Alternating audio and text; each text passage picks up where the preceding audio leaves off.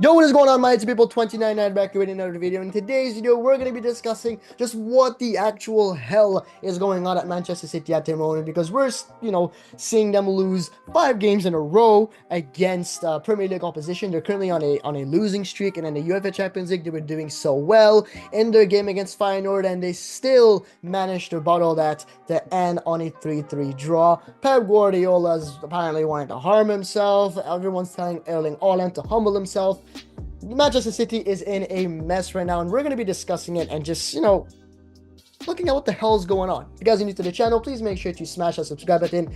Subscribe if you're new, like the video as well. All my social media links will be down in the description for you guys to check out. So my X, Discord, TikTok, Twitter, all of that stuff will be down for you guys to check out. And without further ado, let's get started. Let's start with the first game here, where they lost 2-1 to Tottenham. This was like their first sort of beginning of this little mess that we're seeing at the moment. And losing to Tottenham is a thing that is a possibility. Tottenham are a top opposition. They're actually doing quite well themselves. I mean, they're right now just outside of the top 5. They're currently 6th, but what I'm trying to say is Tottenham is a team that can compete with Manchester City when it comes to these sort of games. It's two big teams playing each other. You can kind of I guess, accept it if you're a City fan. Next game, you play against Bournemouth, and you lose 2-1 like that. Granted, Bournemouth at that period in time, they're actually kind of doing well, but it's unacceptable when you're a team like Manchester City. With that team you have on paper, it's weird to see them losing against Bournemouth. It's a team they shouldn't be losing to. These are the sort of points that can make you lose a Premier League season. And they're currently second. They're third, actually, at the time of speaking. Sorry, Brighton, at the time of recording. But this is with Manchester City having a game in hand against Brighton. They're going to be second or third, whatever. But they're 8 points at the moment of recording, down compared to Liverpool, which are just looking to win the league. And if you're a City fan and you're looking at this, you're very, very concerned, because you also got 2 other teams creeping up. You got Chelsea and Arsenal creeping up. Is this a season where we're gonna see Manchester City drop badly down? We've got the whole 115 charges thing. That's aside. Maybe that's affecting them. I don't really know. But I'm looking at this Manchester City. The best way I can describe them is lifeless. They look completely lifeless on the pitch. And then, you go in another Champions League game against Sporting, despite, Sporting actually doing very good. This was when they still had Ruben Amorim at the helm before he joined Manchester United, which is ironic, Manchester City's rival. And you had that Victor Gyökeres hat-trick. Just Manchester City, and you're looking at, okay, well, we're getting our third losing game here. This is becoming a problem. Brighton, again, which are doing very good this season, they still lose to Brighton. That's a 4th game. And then they face Tottenham again. And this time they lose 4-0. It's not like a game where they were barely in it. It was 2-1, 1-0, 4-0. A James Maddison masterclass, may I add. It's not looking good.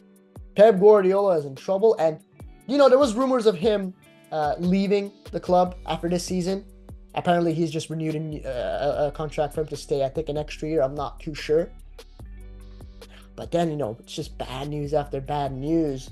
Then you face Feyenoord, a team that I would say is probably the weakest, or if not one of the weakest, in those sort of games that they've been playing.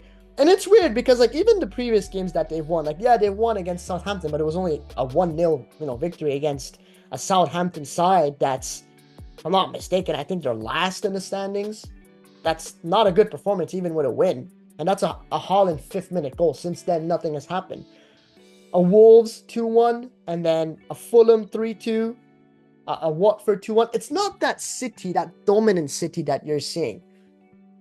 And then, I'm going to turn my head to Pep Guardiola. We've all seen what happened after that Feyenoord game. The guy was literally, bleeding. He's had so many scratches, that's concerning. The guy's never been in this position before. I mean, it's a new record for him. He's never lost this many games in a row, which tells you a lot about Pep Guardiola, by the way. Is he not able to handle this? Is he... Obviously, it's a first-timer for him, but you can clearly see how much that has affected him to the point where he scratched himself to bleed and stuff. That's concerning.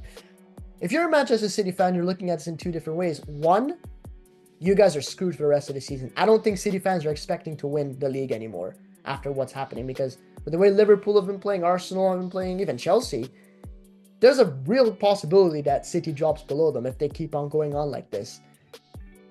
But there's another way.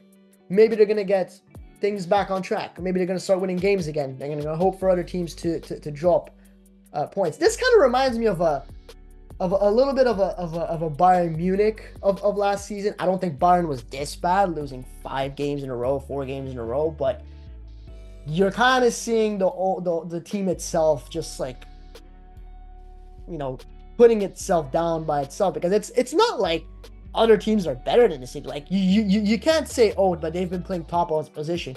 You know, Bournemouth, Sporting, even Brighton, to be honest, as much as Brighton have been good, this is teams that City should be beating day in, day out with the squad that they have.